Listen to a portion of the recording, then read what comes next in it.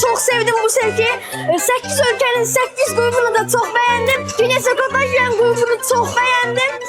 Bütün balaca dostlarımızı bu sirke davet ediyorum. Biz gəldik, çox bəyəndik Bakı Dövlət Sirkini. Sizə də tövsiyə edirik. Uşaqlarınızı götürün, gəlin. Bəyəndin? Necədir? Super.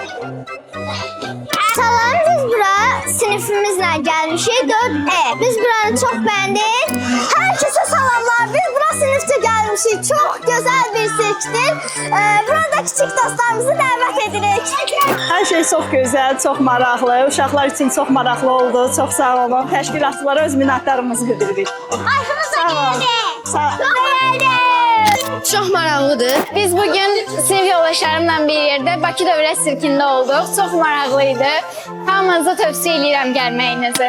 Bugün çok güzel bir gündü. Çok eğlenceli bir sirk tamaşasıdır. Herkese tavsiye ederim. Her şey için çok sağ olun.